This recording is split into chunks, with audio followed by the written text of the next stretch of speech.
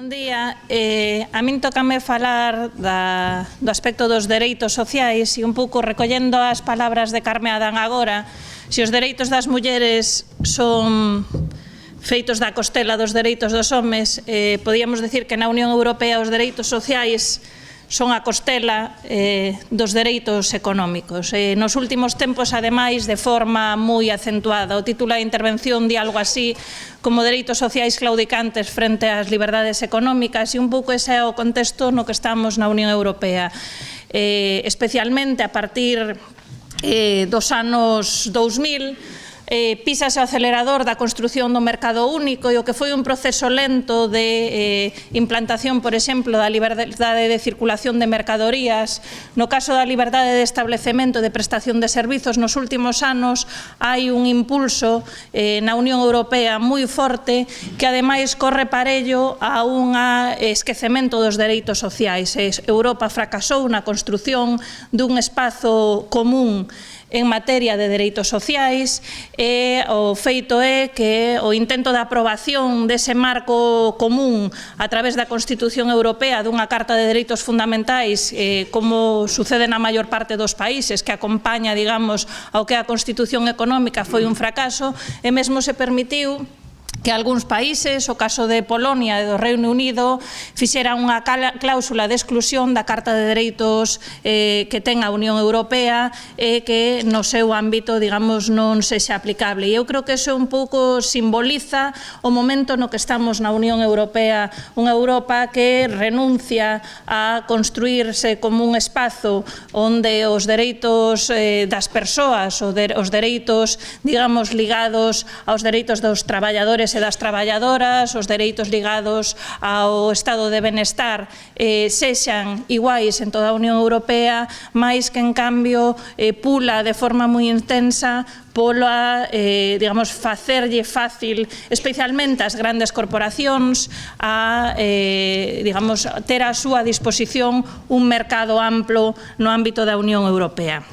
Esa, digamos, pisada de acelerador que se produce nos anos 2000, eu creo que o punto de inflexión é a coñecida como Directiva Bolkestein, a directiva que impulsou un comisario europeo que se tiña ese nome, e que eu hai pouco publicaba un libro no que participa Carril sobre esa cuestión e que nos axudou a bautizar precisamente Xavier, que chamamos a termita Bolkestein o libro, e que un pouco o efecto da directiva é un efecto termita, e un efecto termita no sentido de que nos últimos anos o que intentaba esa directiva, e que foi un pouco ademais a causa do non francés a Constitución Europea, houbo un símbolo que se utilizou naquel momento que era o do fontaneiro polaco.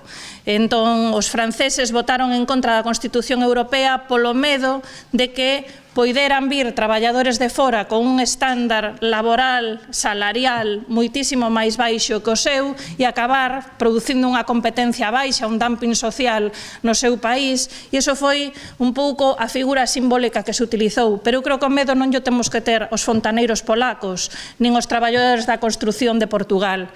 O medo temos que ter a Carrefour, as grandes corporacións, que son as que necesitan desa libre circulación desa liberdade de establecemento ou de prestación de servicios, que é o que buscaba a directiva Bolkestein, que busca armonizar en todo o espacio europeo as condicións para poder establecerse ou para poder prestar servizos noutro país, de maneira que non haxa barreiras, por exemplo, ambientais, laborais, sociais, que poidan ser, digamos, máis elevadas que as do país de orixe.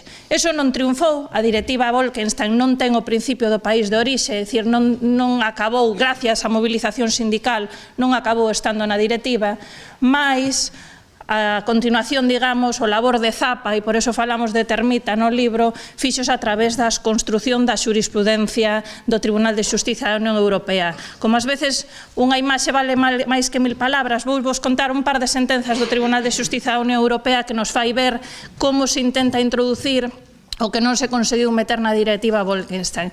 Un caso é unha compañía que é coñecida por facer transbordos entre Finlandia, en xeral entre todos os países bálticos, a Viking, que é unha empresa que tamén se coñece porque os suecos que teñen difícil beber no seu país collen o ferry e cruzan a chuzarse durante toda a noite e volven para o seu país. Bueno, pois a Viking deslocalizou algúns deses transbordadores a Estonia. E entón, dixo, bueno, pois vou aplicar as condicións laborais dos estones aos meus traballadores. E os traballadores, os sindicatos finlandeses, ameazaron con facer unha folga por esa reducción dos estándares laborais. Foron ao Tribunal Superior de Xustiza, a empresa, a Viking, para decir que eso iba en contra da súa liberdade de prestación de servizos porque era unha ameaza que se estaba utilizando para que eles non puideran, digamos, utilizar todo o que podían ter nese país ao seu favor, que eran unhas condicións laborais piores. Pois ben, o Tribunal de Xustiza da Unión Europea dalle esa razón. Dicir, que di que unha medida de conflito colectivo vai en contra da liberdade de establecemento. Un dereito social básico que é o conflito colectivo que teñen os traballadores é algo que obstaculiza a liberdade de establecemento. Pasou tamén con outra compañía, tamén nos países da riba do norte, unha compañía tamén estona que vai construir unha escola a Suecia. Os traballadores tamén fai unha ameaza de folga porque as condicións que as que veñen os traballadores estonos van ser peores e din que hai que aplicar o convenio colectivo sueco e tamén o Tribunal de Xustiza da Unión Europea falla a favor da liberdade de establecemento e en contra dos dereitos laborais. E o último caso, que eu creo que tamén é moi significativo, nun estado alemán, establecese que para facer obras unha empresa que ven a facer unha obra dunha escola ten que aplicarlle as condicións laborais alemanas. E iso está no prego de contratación pública. Unha norma pública, digamos, un instrumento público de contratación establece eso.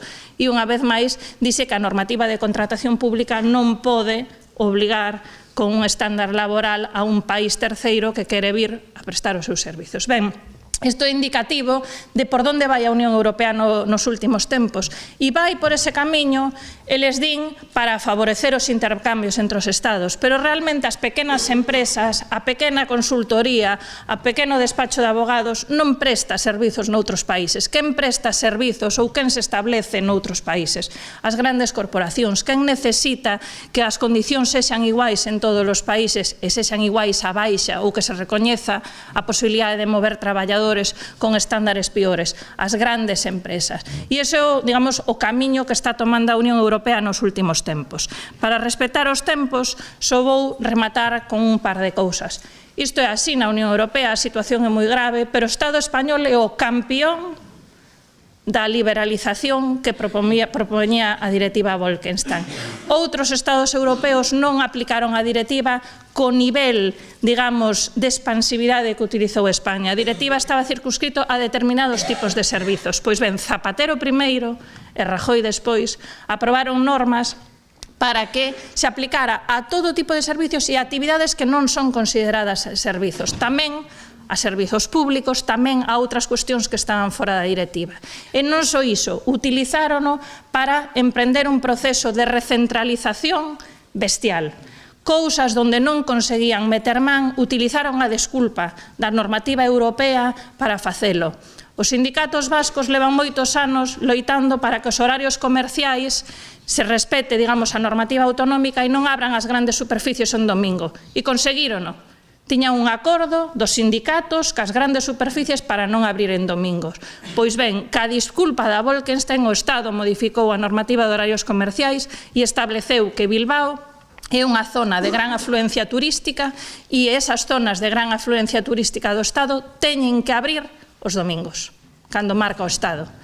E iso en contra, digamos, da opinión e do pacto que tiñan acadados os sindicatos vascos cas grandes superficies desde había anos.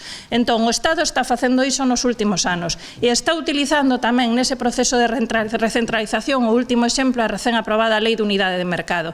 Que fai a Lei de Unidade de Mercado? O que non nos exixía Bruxelas e era que o señor que abre un negocio en Cáceres poda, digamos, beneficiarse en Galicia das normas máis baixas de Cáceres, que aquí tamén se aplique iso. É dicir, fannos un mercado dentro que non exixía Bruxelas. Iso que implica que vai haber unha, digamos, a normativa autonómica máis exixente vai ir ao lixo.